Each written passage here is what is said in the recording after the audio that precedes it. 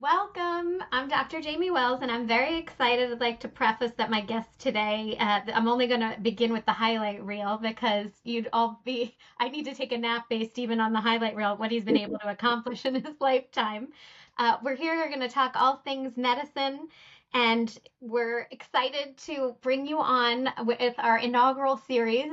So you're a guinea pig, and thank you. We appreciate your being here today. So I'm here with Dr. Rohit Varma, who is okay, I'm taking my breath and I'll get it out. He is trained at some of the finest institutions as a board certified ophthalmologist, Wills Eye Hospital, my alma mater, which is at my alma mater of Jefferson, Wilmer Eye Institute at Hopkins. He did his fellowship in glaucoma at the Keck School of Medicine at USC. He's been a tenured professor, endowed chair of ocular research, dean's chair, dean of the Keck School of Medicine at the University of Southern California. So if you've ever heard of the expression of someone who wears many hats, not only in his lifetime, but at the same time. So currently is founding director of Southern California Eye Institute, president, CEO are some of his titles, chief medical officer at CHA Hollywood Presbyterian Center, chair of the research committee, medical director in ophthalmology. He has a history of being director, chair of fellowships, programs, clinical trials, ocular epidemiology center. He's been on the trustee for the board of trustees at Children's Hospital Los Angeles, which, as my pediatric background, I had to put that in there. He is section editor for epidemiology, having his MPH from Hopkins, which is Master of Public Health for students and the like, for the Canadian Journal of Ophthalmology editorial board, and he's been associate editor of other journals. He's won countless awards, among them Lifetime Achievement Award, ARVO, which is the Association for Research in Vision and Ophthalmology Gold Fellow Award. His Lifetime Achievement Award, among others, was by the American Academy of Ophthalmology, has been a recipient of the National Science Talent Award, endless committees, advisory boards on an international and national scale, from consulting to medical strategy to promoting vision health and diminishing visual impairment. He's taught and mentored students, faculty throughout their entire life cycle in the academic and practice realm.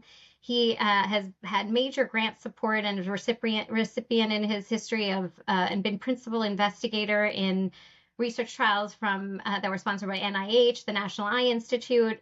He has published, I need a drum roll. So everyone work with me on this drum roll.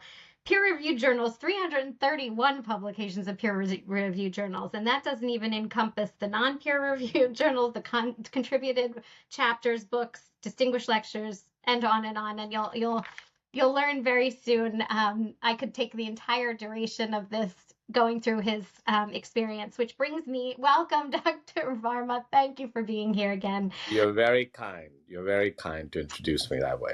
Yep. And I told him that the bright colors is just, that's what we want. We want to be fun, informative, and inspiring. And so he's off to a good start in that realm. So one of the things that I had previously mentioned, so 8 years of Latin and 3 years of ancient Greek, Genesis, Medicus, the origins of those words are origin for Genesis or birth, medicus, healer, physician.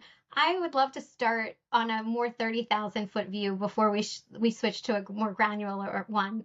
What is your origin story in medicine? What drew you to the field?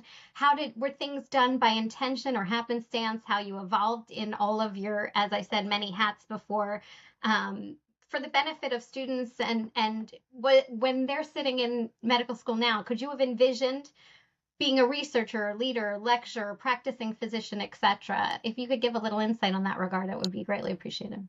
So I actually grew up in India, and I grew up in a physician household, and my aunts and uncles and all are all physicians, in fact. And so in many ways, it was sort of not an option. It was like, well, of course you're going to become a physician.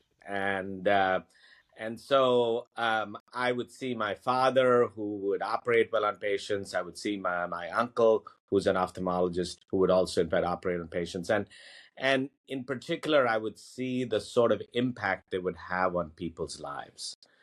And that really struck me in a big way, and which is what then guided me to go to medical school. And when I was in medical school, I ended up working with many missionary groups, and I worked with children who were born to, in fact, unwed mothers. I worked with, with with leprosy patients. I worked with the people who were dying and destitute, um, and that just gave me, yes, there's a lot of work involved, but the kind of joy one gets from taking care of people, it is unmatched in any other profession.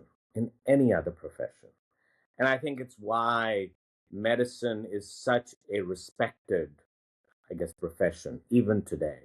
Um, we really hold the patient's lives in our hands, and it is it is a very special bond which we have with our patients, and I think it's critically important, in fact, to do what's in the best interest of the patient, and no matter what happens, and no matter what other pressures there may be. And I think that, to me, has been the guiding light throughout all of this. Now, did I that imagine I would do all this and so on? No, I didn't. But that, again, what I would say is that if there is a goal, if there's a goal that you have in mind, work hard and you will achieve it. No matter what the obstacles, if you have that goal in mind, you will achieve it, in fact. And I've just been uh, really, really grateful for the kind of mentoring I got, for the kinds of opportunities I got.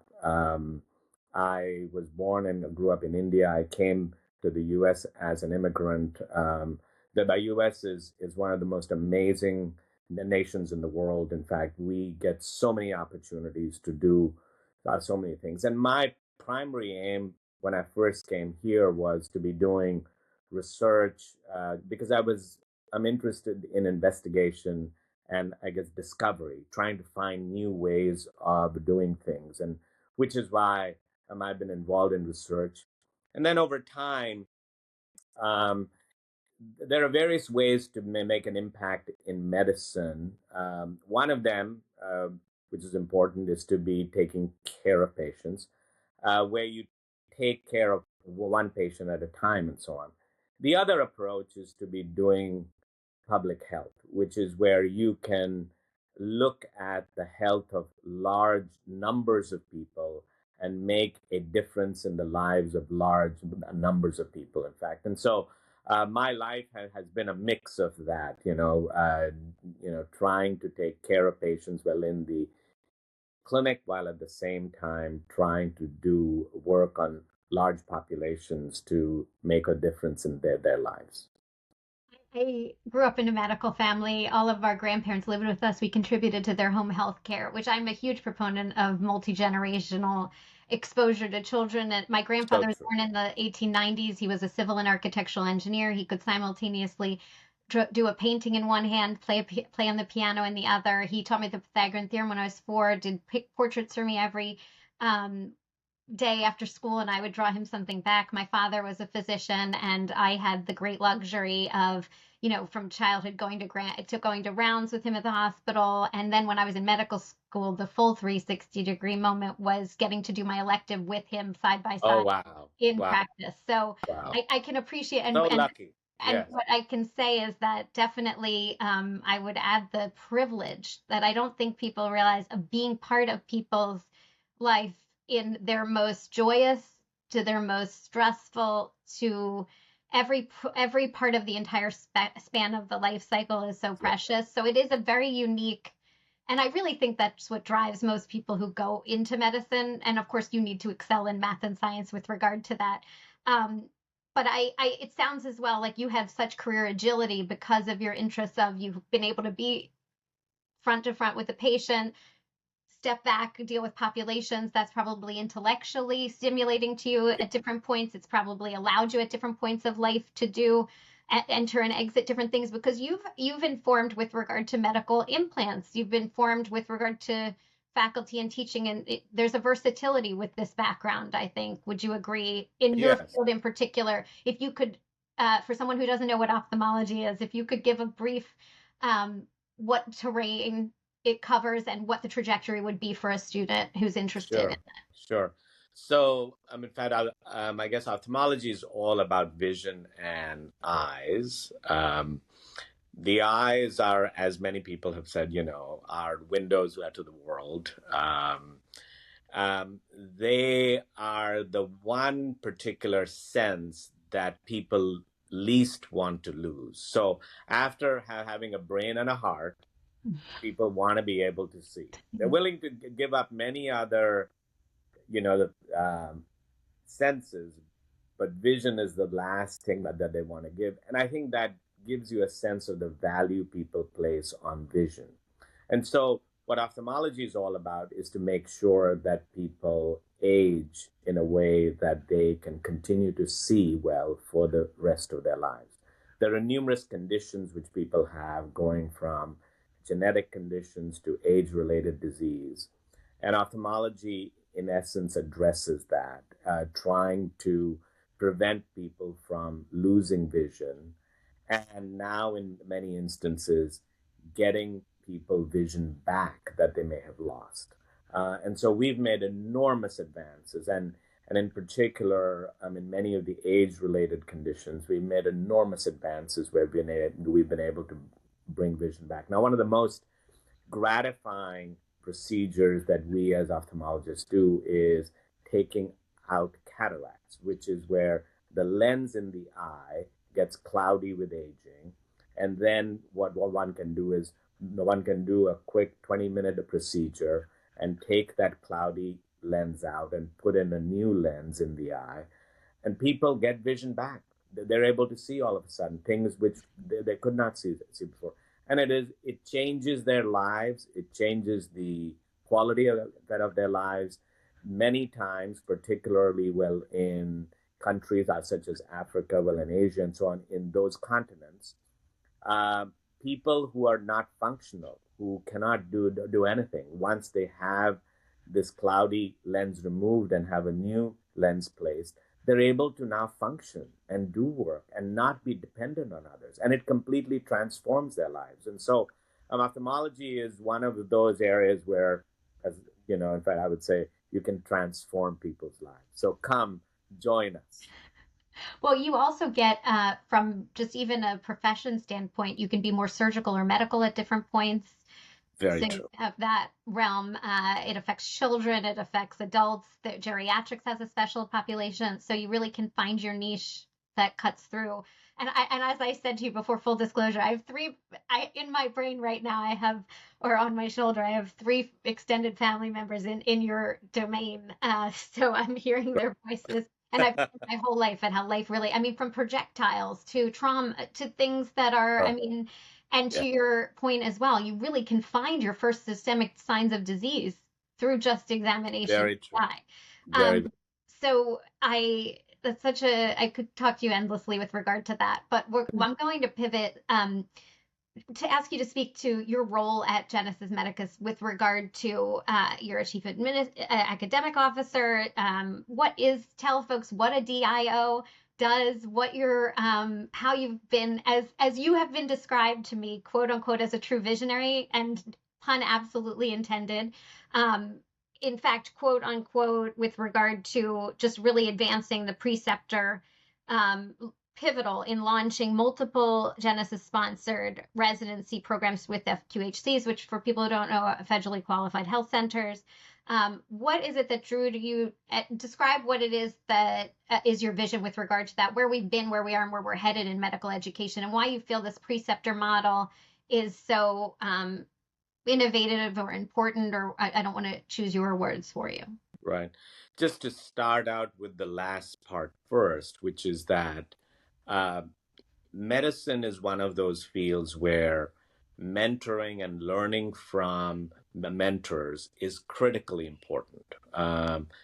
There's a saying in medicine, see one, do one, teach one.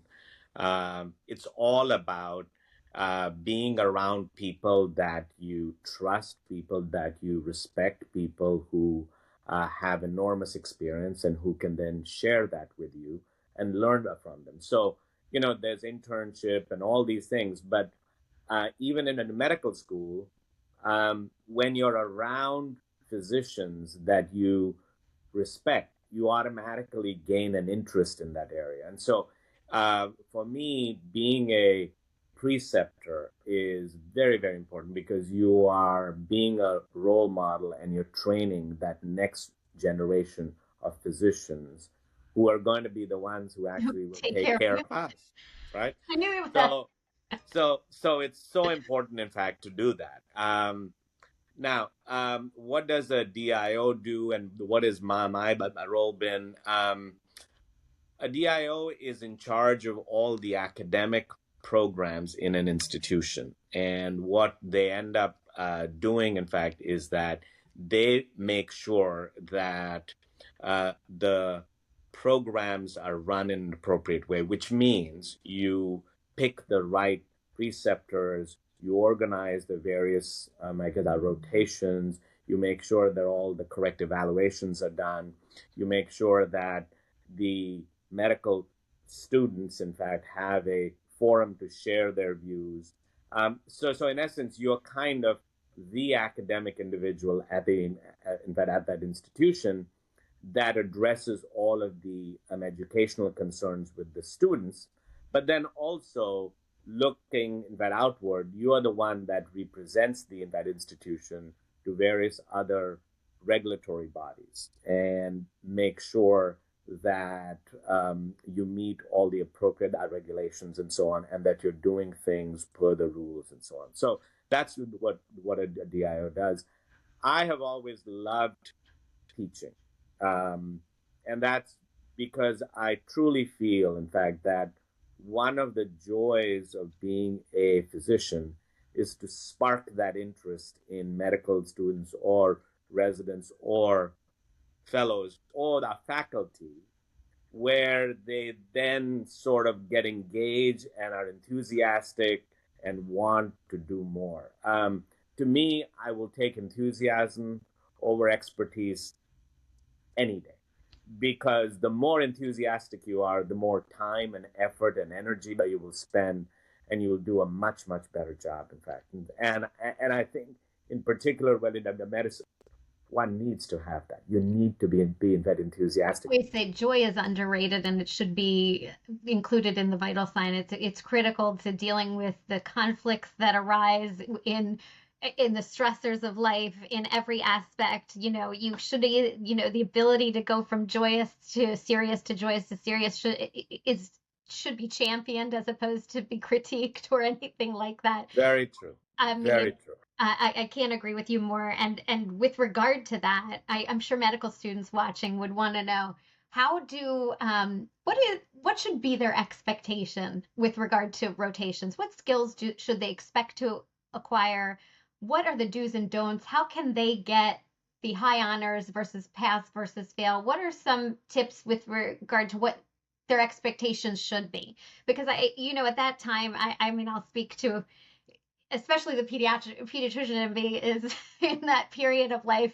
It's so stressful. You think things, if you don't do this, you're not going to get to this phase or not. You can have such agility in your career in medicine, and you don't have to be exactly like what your peers are being. You just have, to your point, be the best.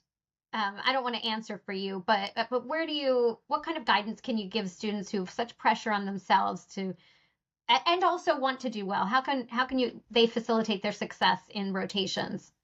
So, just to the follow up on what we were saying, in fact, earlier on, uh, to me, in fact, again, if you're enthusiastic, if you are present, if you show an interest, if you are engaged, those are the students who will get the high honors. Though those are the ones who will demonstrate that they're truly well interested in what they are being offered. Now, in terms of surgical, I guess our rotations, what do you learn? You learn how to do a history and an exam and a physical. You learn how to, in fact, elicit symptoms. You learn how to identify signs. You learn how to diagnose conditions. You then learn how to prep in the operating room. What are the rules in the operating room? There are a whole very carefully, choreographed Oh, hand rules in washing the was like a operating room. 2 hour lecture at least. That's not even scrubbing. That's just run. That's right. No. That's right. And how do you prep the patient and so on and so forth? How, what are the various ways that you can suture? I gave a talk yesterday to students, in fact, about some of the basics of wound healing. How do you suture a wound? What kinds of needles you use? What kinds of stitches? What material? The size of things, and so on. So I think one will be expected, especially well in surgery, to go beyond just the examination of the patient, but you also learn what happens in the operating room. And again, as I said, the way to get to high honors is to show an interest and enthusiasm, to ask questions, to demonstrate that you are truly, in fact, there for the patient. You are present. That's what's important. Are there any resources that you in particular find helpful for medical students as they go through their surgical clerkships, or are there particular ones that you find help them the most, or board exams and things? Right. I am very particular about the fact that it's important for people to learn the basics. And yes, the board exams and all are important, and I completely in fact agree with you that there are books and ways to in fact read and so on. But to me, what's critical is that you learn the basics, because what happens in today's world is that we get into Google, and we look at our phones, and we try and find kind of the basic and kind of abbreviated stuff, but what gets lost out there are the basics. And so for example, as an example, in fact, I would when I was teaching students yesterday, um, they were saying to me, "Oh, I wish we'd had this talk about needles and suture materials and how do you sew a wound at the very start." Now, you're not going to find that in a particular book sort of easily, but you're going to find it easily when you are in the operating room. And if you ask questions and you're present there, you're going to learn a lot, in fact. So in my mind, that sort of practical, in fact, learning which occurs when you're present, I think is to me at least, is the single most important thing you can garner when you're on these rotations, because you're with people who have expertise, who have had years of experience, and you want to learn those basics from them, because you're not going to get them in any book and so on. You can read other things, you can pass exams by reading and so on, but the basics of how to do things, how to detect things, how to heal, that only comes from that lived experience Well, with an individual. and to your point, you will never forget that patient and their family and the story of their presentation of optic neuritis, or with regard to an enucleated. That's how it kind of puts an exclamation in your brain, and then you are motivated, because everybody has to understand what the actual impact is. And when you attach humanity to anything, you can learn. And to your point with enthusiasm, it's as infectious. I always say calm breeds calm and hysteria breeds hysteria. Enthusiasm motivate. It's kind of like a machine learning. Everybody Right. gets infected by it. The further you get into your career, you get into the mundane, things become routine. It kind of sparks in you when you're around that energy. And then if you give that energy, then to your point, it's symbiotic, because the mentor will give that energy, then want to teach you more and more and more. And, that's the entire point of doing it. So Very true, very true. And to me, you're so right that when I get students who are interested and excited and ask me about me, well, why did you do this and why did you do that? Uh, it makes me so much more interested in teaching. So I would always say, please ask questions of your preceptor. Get them engaged with you, because you will learn so much more. I know that I've taken a lot of your time, but I would love to hear. number one, I'm going to hold you to a fun fact that is not found on your CV. I've heard already someone's a pilot who also is deep sea diver. That's not my level of adrenaline or anything. But any special interests or hobbies that give you grounding and allow you to do that are re-energizing, that allow you to continue the things that you do in the medical world. And then any final thought with regard to uh, what is your vision? Are you excited about the future of medical education? Do you feel we've come very far? And at the same time, I'm a huge proponent that apprenticeship started way, I'm not gonna, Yes. Yeah. at the beginning of time, and it's a tried and true for a reason method. So if you can, wrap up in that, what your final thoughts are, and give us some fun fact with regard to what keeps So you sane.